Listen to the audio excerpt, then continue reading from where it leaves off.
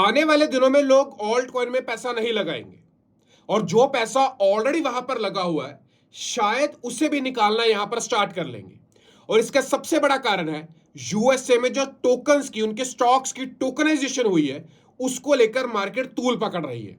Coin market cap ने अपने platform के ऊपर एक टोकनाइजेशन एसेट्स को लेकर एक टैब इंट्रोड्यूस की है जहां पर यूएसए के जितने भी स्टॉक्स हैं उनकी टोकनाइजेशन फॉर्म अब अवेलेबल हो गई है, जैसे कि सर्कल, उसके बाद S&P 500, Tesla, micro strategy, coin base, Nasdaq, Apple, Microsoft, जितने भी वहां पर स्टॉक्स अवेलेबल हैं अब उनके टोकन्स यहां पर बनकर अवेलेबल हो गए हैं।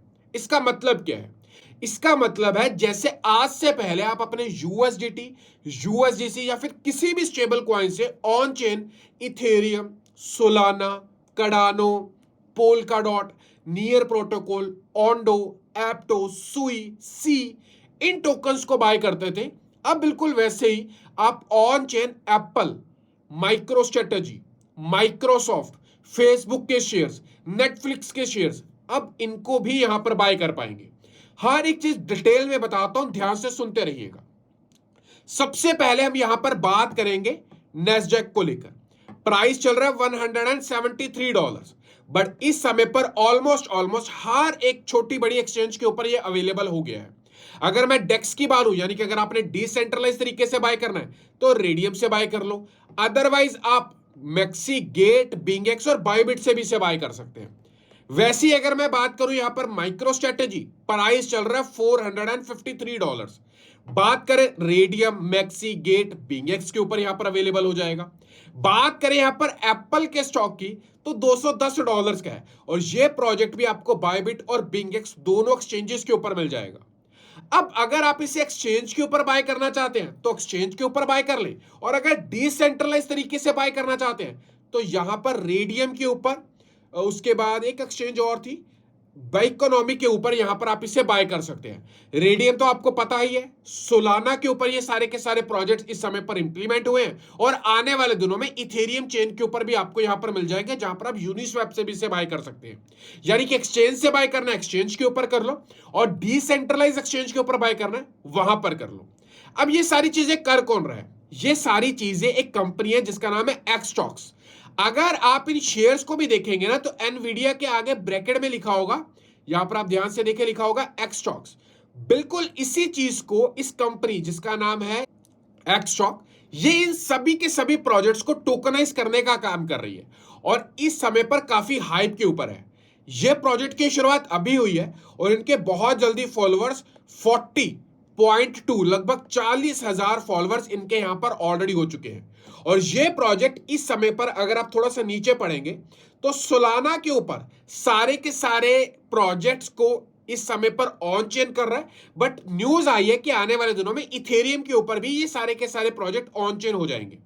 मार्केट इस समय पर तूल पकड़ रही है ये कहकर कि ये प्रोजेक्ट आने वाले समय में बड़ा करेंगे। अगर मैं एक्सटॉक्स की बात करूं तो बड़ा नाम है क्रैकन, बायबिट, गेट, सोलाना, उसके बाद सॉल्वफ्लेयर, एक्मे पे, Chainlink, BNB, Jupiter, Bitget, radium, wallet, काफी बड़े बड़े नाम इसे बैक कर रहे हैं। और अगर मैं बात करूं किन किन स्टॉक्स को, Netflix, Meta, Robinhood, Coinbase, Amazon, Nvidia, इन सब प्रोजेक्ट्स के अंदर अब आप टोकनाइजेशन के अंदर इन्वेस्ट कर सकते हैं। अब सवाल आता है कि अमन भाई, लोग स्टॉक्स में क्यों इंटरेस्टेड होंगे, ऑल्ट कॉइन्स में क्यों इंटरेस्टेड नहीं होंगे? देखिए, अगर मैं एक प्रो ट्रेडर की बात करूं जो बहुत लंबे समय से काम कर रहा है, और अगर एक बिगनर की बात करूं जो अभी अभी आया है, दोनों को एक ही चीज से डर लगता है, वो हाई वॉलेटिलिटी, कि मार्केट में बहुत ज्यादा फ्लक्चुएशन है जिसकी वजह से मेजोरिटी लोग पैसा गवाते हैं। बट वहीं पर अगर यूएसए स्टॉक्स की बात करें या फिर यूएसए के स्टॉक्स जो टोकनाइज हुए उनकी बात करें तो उसमें आपको हाई वॉलेटिलिटी यहां पर नजर नहीं आएगी। दूसरा, पहले ही दिन से आपको ट्रस्ट मिलेगा। अगर किसी प्रोजेक्ट के अंदर आप इन्वेस्ट कर रहे हैं तो आपको उसके पीछे बैकिंग नजर आएगी, आपको उसके नीचे प्रोडक्ट्स नजर आएंगे। तीसरा, बहुत बार देखा गया है कि बहुत सारे ऑल्ट कॉइन्स एक ही दिन के अंदर 50%, 60%, कुछ तो 90% तक डंप हो जाते हैं, बट ये चीज है यूएस के स्टॉक्स के अंदर नजर नहीं आएगी। चौथी और सबसे बड़ा पॉइंट, यूएसए के स्टॉक्स मॉनिटरी के अंदर चल रहे हैं, प्रॉपर रेगुलेशंस को फॉलो कर रहे हैं और उनका प्राइस उनके प्रोडक्ट के ऊपर निर्भर करता है। वहीं पर ऑल्ट कॉइन्स के अंदर बात करें तो मेजॉरिटी प्रोजेक्ट्स हाइप बेस के ऊपर चलते हैं। नो डाउट हाइप के अंदर पैसा भी बनता है, बट मेजॉरिटी लोग वहां पर पैसा गवाते हैं। इस वजह से जो नए यूजर है उनका रुझान यूएसए की स्टॉक मार्केट की टोकनाइजेशन की ओर बढ़ेगा।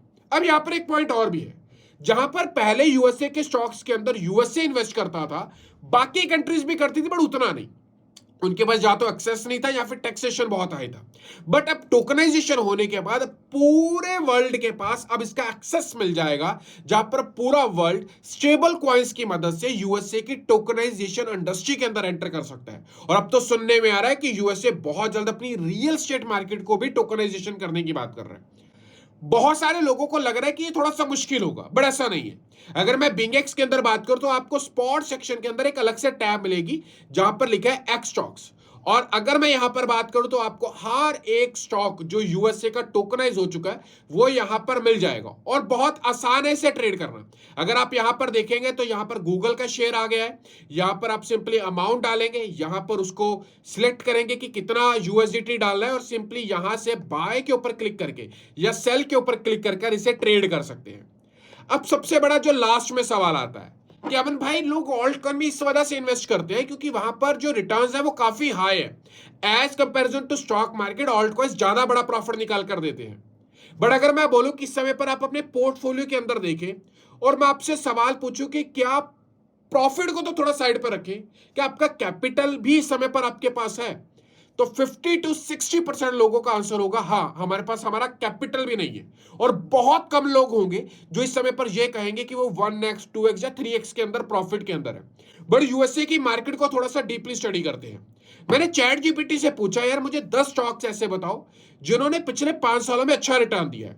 अब उसने एरे गैरे नहीं बल्कि सॉलिड प्रोजेक्ट्स बताया। पहला तो उसने एनवीडिया ही बता दिया। उसने बोला कि पिछले 5 सालों के अंदर अंदर इसने 2230% लगभग 22x के आसपास का रिटर्न निकाल कर दिया। टेस्ला की बात कर ले, इसका नाम भी आपने सुना है, इलॉन मस्क की कंपनी है, 14x 1430% के आसपास का रिटर्न दिया है। माइक्रो स्ट्रेटेजी की बात करें लगभग 720 लगभग 7x के आसपास का रिटर्न दिया है। एप्पल की बात करें लगभग 8x के आसपास का रिटर्न निकाल कर दिया है। Amazon की बात करें 7x के आसपास का रिटर्न दिया निकाल कर दिए। ये वो कंपनीज है जिनको आप रोजमर्रा की जिंदगी में इस्तेमाल करते हैं। ये वो कंपनीज है जिनके बारे में आप सुनते रहते हैं। ऐसी कोई एरी गैरी नत्थू गैरी कंपनीज नहीं है कि ऐसी कोई कंपनी पंप हो गई और उसमें तो हमें भाई पता ही नहीं था। यानी कि यहां से एक चीज क्लियर होती है कि आने वाले दिनों में चाहे वो बिगनर है और चाहे वो प्रो ट्रेडर है, प्रो इन्वेस्टर है, प्रो क्रिप्टो है, प्रो बिटकॉइन है, उसका इंटरेस्ट यूएसए की स्टॉक मार्केट की तरफ ज्यादा बढ़ने वाला है as comparison to alt coins. अब बहुत सारे लोगों के मन में सवाल आएगा तो फिर क्या हमें ऑल्ट कॉइन्स में से एग्जिट कर देना चाहिए, क्या सारे के सारे ऑल्ट कॉइन्स खत्म हो जाएंगे? तो इसका आंसर है नहीं, अभी भी आप गलत हैं।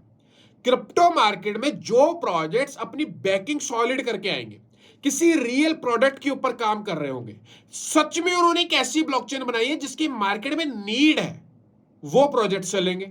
बिटकॉइन की अगर बात करें तो इथेरियम और सोलाना चलेंगे। सोलाना क्यों चलेगा? पहली बात तो ये पूरी की पूरी यूएसए की स्टॉक मार्केट ही सोलाना के ऊपर बन रही है। सोलाना की चेन के ऊपर ऑन चेन यहां पर प्रोजेक्ट्स बन रहे हैं, तो इस वजह से सोलाना का प्राइस भी आने वाले दिनों में अप्रिशिएट होगा। इथेरियम तो वैसे एक प्रूवन प्रोजेक्ट है तो वो भी प्रोजेक्ट अप्रिशिएट करेगा। अब बात आती है एप्टोस, सुई, सी, ये प्रोजेक्ट, ये भी लेयर 1 प्रोजेक्ट्स है। अगर ये प्रोजेक्ट अपने प्रोडक्ट को इंप्रूव करते रहेंगे तो ये प्रोजेक्ट मार्केट में सस्टेन करते रहेंगे। अब बारी आती है आरडब्ल्यू प्रोजेक्ट्स की, जैसे ऑन्डो है, जैसे यूजुअल है।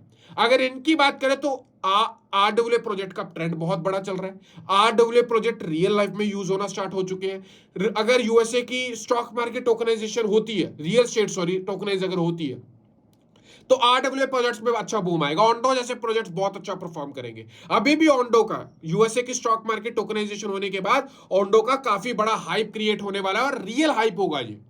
इसी तरीके से जो प्रोजेक्ट्स एक्चुअल में काम कर रहे होंगे ऑल्ट कॉइन मार्केट में वो तो चलेंगे, बट जो प्रोजेक्ट्स ऐसी ओवर द नाइट स्टार्ट हो जाते हैं, उनका कोई रियल प्रोडक्ट नहीं होता, वो प्रोजेक्ट ज्यादा लंबा काम नहीं कर पाएंगे। अगर प्रोजेक्ट यूनिस्वैप है, पैनकेक स्वैप है, 1inch है, या फिर एक हाइप जो है डिसेंट्रलाइज एक्सचेंज है, ये सारे डिसेंट्रलाइज एक्सचेंजेस के ऊपर काम कर रहे हैं, तो ये अच्छा परफॉर्म करेंगे। बट मैं किसी प्रोजेक्ट का नाम नहीं लेना चाहता, बट जो प्रोजेक्ट अच्छा काम नहीं कर रहे हो, कोई प्रोडक्ट नहीं है, केवल हाइप बेस है, इन्फ्लुएंसर्स के माध्यम से हाइप बनाई जा रही है, वीडियोस, ट्वीट्स और टेलीग्राम पोस्ट के माध्यम से, वो प्रोजेक्ट अब आने वाले दिनों में नहीं चलेंगे। एक चीज तो क्लियर है, इंडस्ट्री मैच्योर हो रही है। अपने उन क्रिप्टो वाले दोस्तों तक शेयर करिएगा जो कहते थे क्रिप्टो ज्यादा लंबा नहीं चल पाएगी, जिनको लगता था कि क्रिप्टो का यूज ही क्या है, आने वाले दिनों में क्रिप्टो कहां यूज होगी, ये इंडस्ट्री ग्रो कैसे करेगी।